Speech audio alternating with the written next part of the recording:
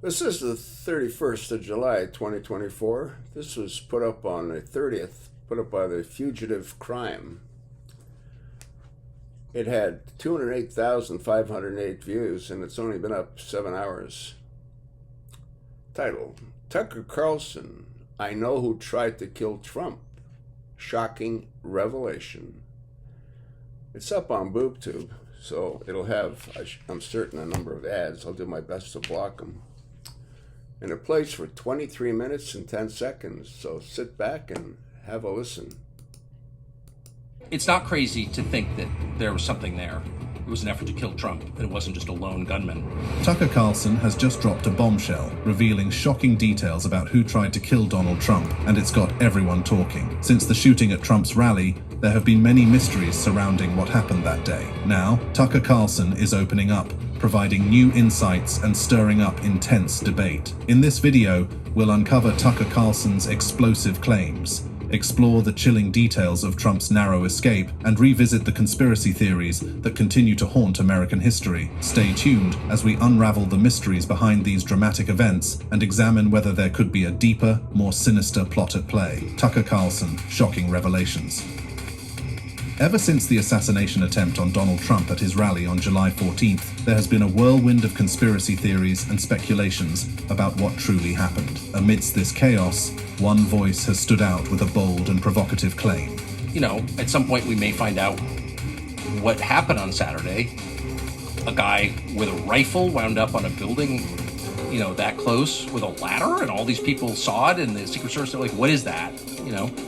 It's not crazy to think that there was something there. It was an effort to kill Trump, and it wasn't just a lone gunman. In a recent and jaw-dropping interview, Tucker Carlson made a bold statement that has left everyone talking. The conservative political media outlet, The Daily Signal, recently caught up with Carlson to discuss the assassination attempt's implications for the upcoming election. During the interview, Carlson made a startling claim. The media has been quick to label the shooter as a lone gunman, but Carlson's claims suggest a deeper, more sinister plot. He points to the recklessness and dishonesty in the American news media as contributing factors to the assassination attempt. Carlson's statements are incredibly bold, challenging the mainstream narrative and pointing fingers at prominent figures in the media. One such figure is Joe Scarborough, a well-known television host and political commentator. Scarborough, a former congressman, is now the co-host of MSNBC's Morning Joe. Carlson has singled him out, accusing him and others like him of creating an environment that makes such assassination attempts possible. Carlson's statement has ignited widespread speculation and debate because of how much his words hold weight in the conservative media landscape. Tucker Carlson is a well-known conservative political commentator and television host. He has had a significant impact on American media, particularly through his tenure at Fox News, where he hosted the widely watched and often controversial show Tucker Carlson Tonight from 2016 to 2023. Carlson's career in journalism began after his application to join the Central Intelligence Agency was rejected, prompting him to pursue journalism with the encouragement of his father, a former media executive and journalist. Carlson's early career saw him working for several prominent conservative publications, including Policy Review and The Weekly Standard. He gained widespread recognition as a television personality with roles on CNN's Crossfire, PBS's Tucker Carlson Unfiltered, and MSNBC's Tucker, before joining Fox News in 2009. His show on Fox News became the most watched cable news program, averaging nearly 3.5 million viewers a night in 2022. However, Carlson's career has been marked by numerous controversies. He has been criticized for his inflammatory rhetoric and for promoting conspiracy theories and far-right viewpoints. Some of the most contentious moments include his comments on immigration, where he described immigrants as making the US poorer, dirtier, and more divided. His remarks on white supremacy, which he labeled a hoax, further fueled the backlash. These statements led to widespread condemnation and resulted in many advertisers boycotting his show. Carlson has also been known for his strong opinions on various social and political issues. He has openly criticized figures across the political spectrum, including his controversial remarks about women and feminism, which have drawn widespread condemnation. Outside of television, Carlson co-founded the conservative news website The Daily Caller in 2010, which became known for its sensationalist and often extreme content. president. He sold his stake in the site in 2020. Carlson's influence extends beyond his television and writing career. He has been a prominent voice in shaping conservative discourse in the US, often courting controversy and stirring public debate with his provocative statements and viewpoints, such as the one he made about Donald Trump's assassination attempt. Carlson's relationship with former President Donald Trump is complex and layered. Publicly, Carlson has been an avid supporter of Trump, frequently defending his policies and actions on his show. This support was evident throughout Trump's presidency, as Carlson's show became a platform for promoting Trump's agenda and critiquing his opponents. However, leaked communications revealed a more complicated private stance. In a series of leaked emails and text messages, Carlson privately expressed disdain for Trump, describing him as a demonic force and saying he passionately hated him. These revelations came to light during the Dominion Voting Systems lawsuit against Fox News, highlighting the duality in Carlson's public support and private skepticism of Trump. Despite these private feelings, Carlson's public persona remained supportive of Trump. This support was evident during his interview with the Daily Signal, where Carlson suggested that the recent assassination attempt might have actually increased Trump's chances of winning the election due to his displayed courage during the event. Tucker Carlson also publicly showcased his support for Donald Trump during the 2024 Republican National Convention, where he delivered a speech that highlighted Trump's resilience and leadership qualities. In his speech, Carlson lauded Trump's bravery and transformation, particularly focusing on how Trump handled the near-fatal incident. He emphasized that this event marked a turning point for Trump. The nation is different, the world is different, Donald Trump is different. When he stood up after being shot in the face, bloodied, and put his hand up, I thought at that moment, that was a transformation. Carlson argued that this moment solidified Trump not just as a political leader, but as the truly There's an ad that just popped up. I'll get rid of it. leader of the nation. Carlson's endorsement at the convention was particularly significant, given his complex history with Trump. However, his continued speculations about the attempted assassination on Trump have perpetuated the debate surrounding the mysterious shooting at Trump's rally. Who tried to kill Trump? On July 13th, 2024, the political world was shaken to its core. Former President Donald Trump, the Republican Party's presumptive nominee for the 2024 presidential election, narrowly escaped an assassination attempt during a campaign rally in Butler, Pennsylvania. The timeline of events leading up to the assassination attempt on Donald Trump on July 13th, 2024, is a chilling sequence that underscores the fragility of political security in the modern era. The rally, held near Butler, Pennsylvania, was a crucial part of Trump's campaign strategy to secure votes in the pivotal swing state. Leading up to the rally, the Secret Service had identified the venue as potentially vulnerable. Despite recognizing the risks, the agency reportedly had limited resources available due to the simultaneous NATO summit in Washington, D.C. This strained their capacity to provide optimal security for Trump's rally. Secret Service Special Agent in charge Tim Burke had briefed law enforcement personnel that their resources were stretched thin because of the summit, which required significant attention and manpower. On the day of the rally, the atmosphere was electric. The venue was packed to the brim. Supporters filled every available space, from the front of the stage to the bleachers on the sides. Trump's support staff and security were on high alert. Secret Service agents were strategically positioned around the stage, their eyes constantly scanning the crowd for any signs of trouble. Behind the stage, 3 large buildings loomed. On the roofs of the buildings on the far left and far right, Secret Service snipers were stationed, their rifles trained on the surroundings. They were the unseen guardians, ready to act at a moment's notice. As the clock ticked closer to the start of the rally, the excitement in the crowd reached a fever pitch. Finally, the moment arrived. The crowd erupted into cheers as Donald Trump walked onto the stage. Trump launched into his speech, touching on familiar themes of border security, economic growth, and American pride. But as Trump spoke, something sinister was unfolding. Several people in the crowd noticed a man on the roof of a building close by. He was holding a gun. The man, later identified as 20-year-old Thomas Matthew Crooks, was armed with an AR-15 semi-automatic rifle. The gun had been legally purchased by his father. As Trump began his speech, Crooks lay in wait, his finger on the trigger. The initial moments of the attack were a blur of chaos and confusion. At precisely the moment when Trump turned his head towards a large chart displaying immigration statistics, Crooks opened fire. The first shot grazed Trump's upper right ear, causing him to instinctively duck and shield himself. As the shots echoed through the rally, the Secret Service snipers on the rooftops sprang into action, their eyes At 150 yards with an EOTech red dot, the red dot would cover Trump's entire head. So the whole thing's a complete farce. No one in their right mind would use a EOTech red dot to do a long distance shot. Just so you know, it's absolute bullshit. Let's go back. Looking onto the source of the gunfire, they quickly neutralized Crooks, but not before he managed to fire 5 more shots. These bullets flew wildly. Those 5 shots came from a different gun. The sound is totally different than the first 3 shots that were fired. And that's been proven in countless videos. And the government knows it.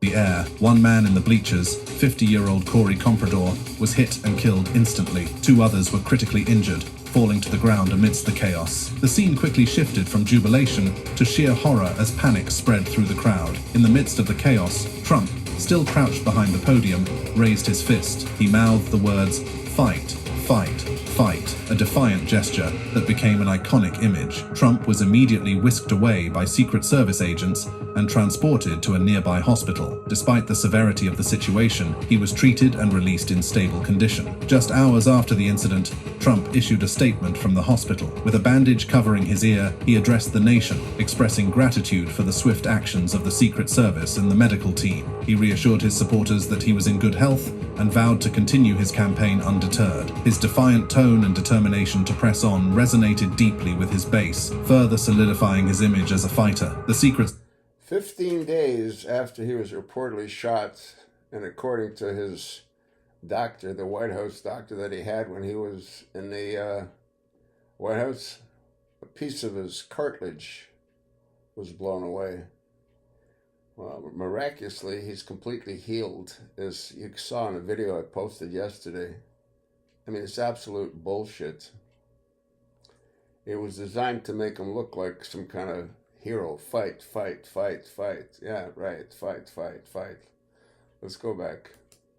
Meanwhile, faced intense scrutiny. The breach in security that allowed Thomas Matthew Crooks to position himself on a rooftop with a high-powered rifle was a glaring failure. Republican lawmakers were quick to blame the Biden administration for creating an atmosphere of hostility. They pointed to previous statements made by Biden, suggesting that his rhetoric had incited violence. Democrats, on the other hand, called for stricter gun control measures and urged for a more responsible political discourse. Investigations conducted immediately after the incident began to reveal more information about the shooter. Thomas Matthew Crooks was born and raised in the small Pittsburgh suburb of Bethel Park, Pennsylvania. Crooks graduated from Bethel Park High School in 2022, earning a $500 prize for his excellence in math and science. Despite his academic achievements, Crooks was often described by his peers as a loner. Some classmates recalled him being frequently bullied and sometimes wearing hunting outfits to school, which made him stand out. After high school, attended the Community College of Allegheny, CCAC, from 2021 to 2024,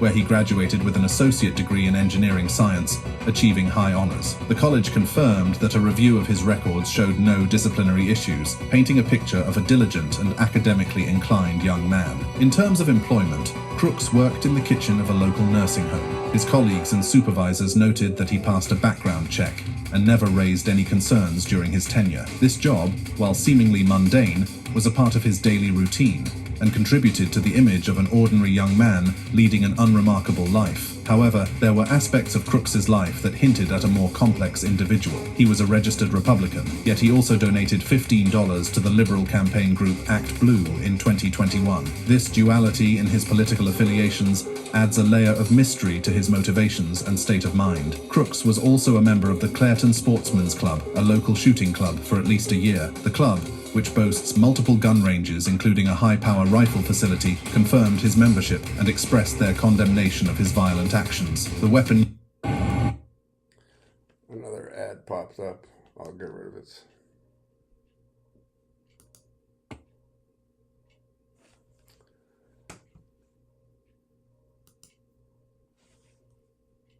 style rifle was believed to have been purchased by Crook's father, while Crooks himself bought a box of 50 rounds of ammunition on the day of the rally. Further investigation revealed that the Secret Service had noticed Crooks and marked him as a person of interest over an hour before the shooting. Investigations revealed that the Secret Service had identified Thomas Matthew Crooks as a person of interest over an hour before the shooting. At 5:30 p.m. ET, he was spotted with a rangefinder camera, which raised suspicions. Despite this, Crooks managed to position himself on a rooftop, where he was seen again at 5:52 p.m. ET, 20 minutes before he fired the first shot. The delay in action has led to intense scrutiny and criticism of the Secret Service's response and security measures. Despite intense investigations into Thomas Matthew Crooks, no real motive has been found. This lack of clarity has led to various conspiracy theories and speculations, further complicating the narrative surrounding the tragic event. One major conspiracy theory that emerged in the wake of the assassination attempt on Donald Trump centers around the actions of the Secret Service. This theory suggests that the Secret Service was either intentionally negligent or complicit in the shooting, allowing the attacker to get close enough to fire at the former. They had an hour's advance notice that there's a guy walking around with a rangefinder. I mean, they knew there was a potential violent act about to occur, yet they allowed the venue to continue. What does that tell you? Huh? The theory gained traction almost immediately after the shooting, with an anonymous user on the forum 4chan claiming to be a Secret Service counter-sniper. The anonymous user, who claimed to go by the name Jonathan Willis, wrote that he was given orders by the head of the Secret Service not to shoot at the would-be assassin. The post read, "My name is Jonathan Willis. I'm the officer in the famous photo of the two snipers on..." I actually made a video about that. Booth at Trump's rally. "I came here to inform the public that I had the assassin in my sights for at least 3 minutes, but the head of the Secret Service refused to give the order to take out the perp. 100% the top brass prevented me from killing the assassin before he took the shots at President Trump." Although there was no evidence to support the claim, it quickly spread to mainstream forums and social media platforms, intensifying speculation about the Secret Service's involvement in the incident. The Secret Service swiftly responded to the theory. U.S. Secret Service spokesperson Nate Herring stated that no such person exists within the agency. In an official statement, the Secret Service declared there is no U.S. Secret Service employee with the name Jonathan Willis. The claim circulating online is categorically false. Another major conspiracy theory that emerged involves the investment firms Austin Private Wealth and BlackRock. Just one day before the assassination attempt, a Texas-based investment company, Austin Private Wealth, APW, made a suspicious filing with the U.S. Securities and Exchange Commission, SEC. This filing involved a put option on 12 million shares of Trump Media and Technology Group, TMTG, essentially betting that the company's value would plummet if Trump were killed. This raised eyebrows and sparked intense speculation. For those unfamiliar with financial jargon, a put option is a financial contract that gives the holder the right to sell a specified amount of an underlying asset at a predetermined price within a specified time frame. In simpler terms, it's a bet that the value of the asset, in this case, TMTG shares, will decrease. It's no different than prior to 9/11. Put options were put against American and United. But those people were never investigated. And they should have been.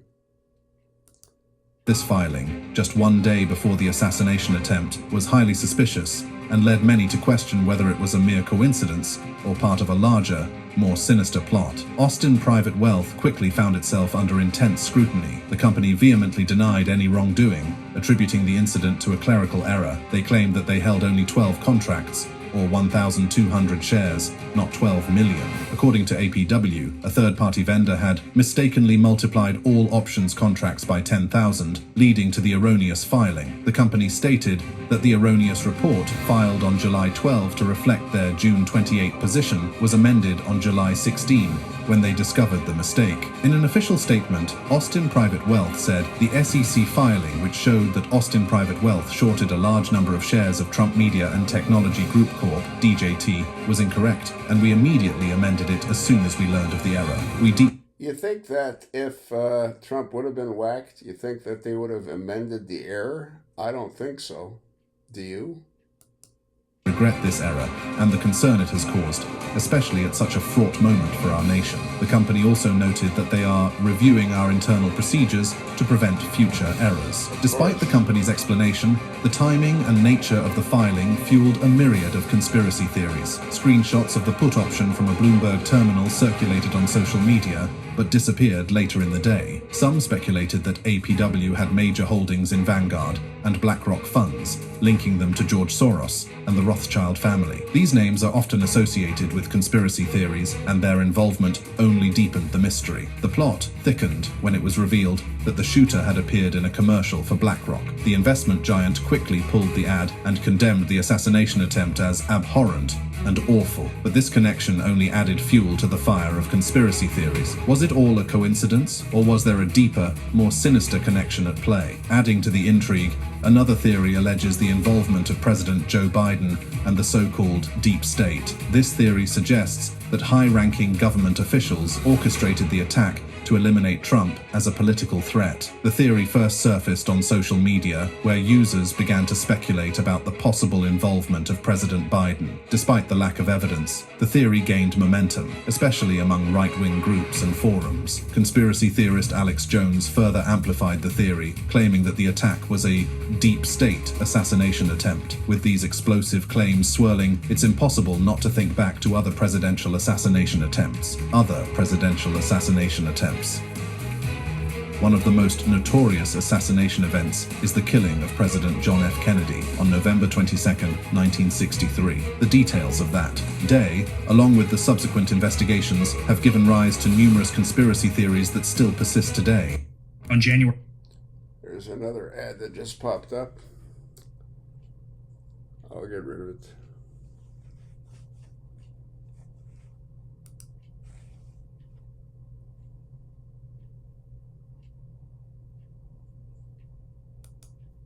Lee Harvey Oswald, a former Marine who defected to the Soviet Union and later returned to the US, was identified as the shooter. Oswald allegedly fired 3 shots from the 6th floor of the Texas School Book Depository, striking Kennedy as his motorcade passed through Dealey Plaza in Dallas. Despite being swiftly apprehended, Oswald's murder by nightclub owner Jack Ruby just 2 days later on live television added to the mystery and fueled conspiracy theories. The Warren Commission, established by President Lyndon B. Johnson, concluded that Oswald acted alone. However, this finding was met with widespread skepticism.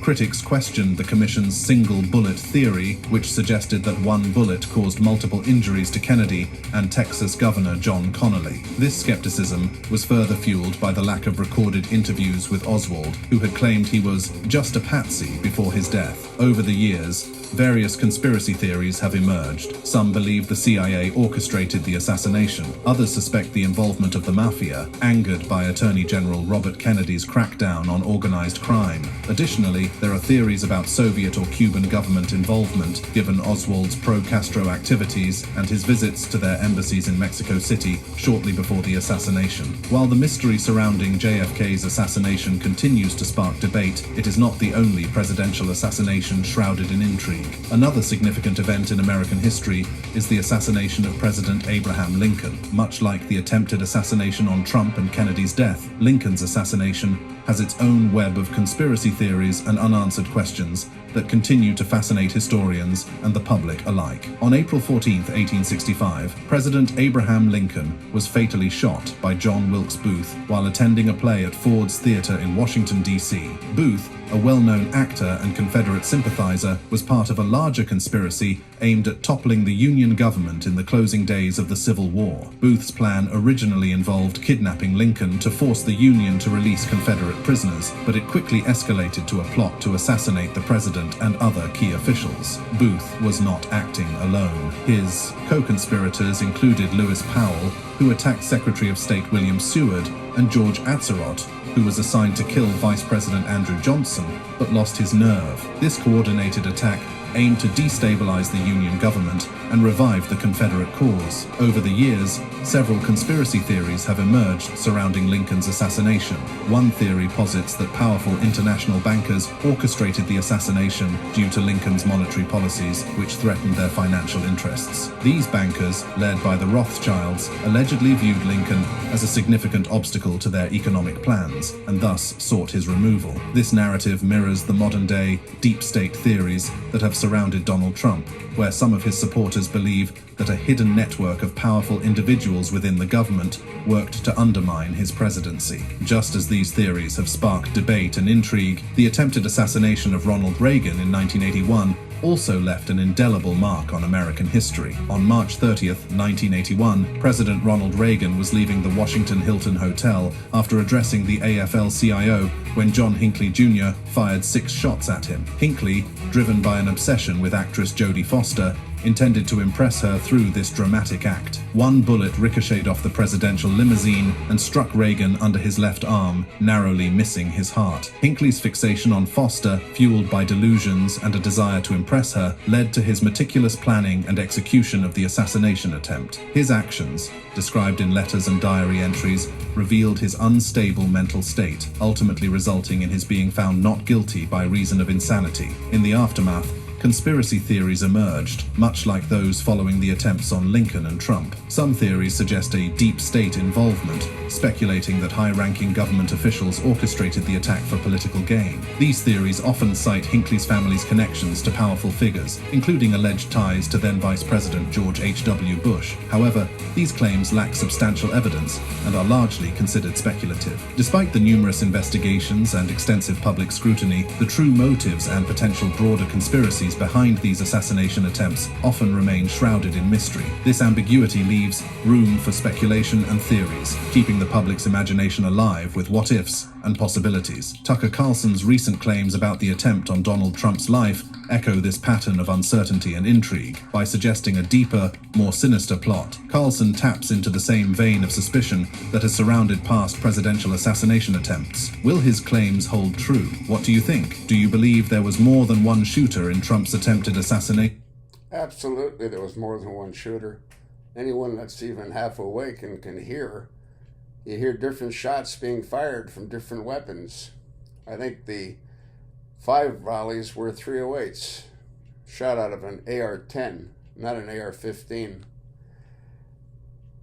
You know what's really frightening? If you remember when Trump ran the first time, a lot of the bigwigs, like the CEO of Apple, and a whole lot of other bigwigs from major corporations, they all went to Jekyll Island to try to figure out how to stop Trump. And they're not going to stop trying to kill him. And for him to go to these open venues is completely insane. You can't protect someone from being killed by someone that's proficient with a BMG 50 caliber that can reach out to 2 miles. I want you to think how far 2 miles is. They're not going to stop. They're not going to let Trump into the White House. I'll attach the link. Look at it. Let me know what you think. Pass it along, and thanks for listening.